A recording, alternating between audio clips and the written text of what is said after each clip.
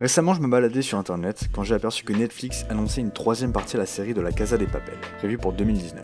Et ça m'a assez surpris. Pour vous redonner le contexte, La Casa de Papel, c'est une série espagnole réalisée par Alex Pina, et elle a été diffusée sur la chaîne espagnole Antena 3 en 2017, puis sur Netflix à la fin de cette même année. Pour ceux qui ont regardé les deux premières parties, vous savez très bien que le braquage se termine à la fin de la partie 2, et que tout le monde part de son côté. C'est là que je suis en désaccord avec cette décision de faire une partie 3. Pour bien comprendre, je vais faire une analogie avec mes jeux préférés qui sont les The Witcher.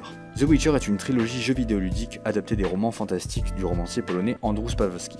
Lorsque j'ai fini The Witcher 3, j'avais qu'une envie, c'était de voir un The Witcher 4 apparaître et d'y jouer.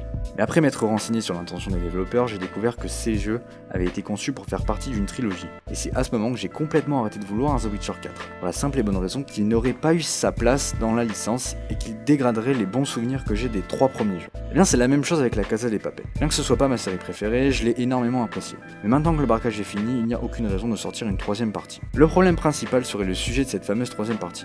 En me renseignant, je suis tombé sur un article du magazine Première dans lequel Alex Pina est interviewé.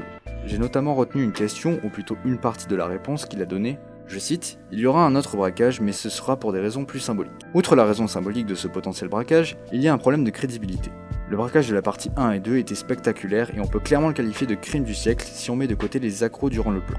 Il sera donc plus difficile d'impressionner les spectateurs durant ce second braquage, et cela pourrait amener le scénario à être trop tiré par les cheveux pour essayer de faire mieux que le premier braquage qui lui aussi était déjà tiré par les cheveux par moments. En tous les cas, j'espère que cette troisième partie sera bien et qu'elle n'entachera pas les souvenirs que j'ai des deux premières parties. N'hésitez pas à me laisser votre avis en commentaire, que ce soit sur la partie 1 et 2 ou voire même 3, ou encore sur cette vidéo en laissant un pouce bleu ou un pouce rouge. Je vous invite à partager cette vidéo avec vos amis et vos proches, et à vous abonner si vous aimez mon contenu pour ne pas rater une future vidéo. Merci d'avoir visionné, et bonne continuation.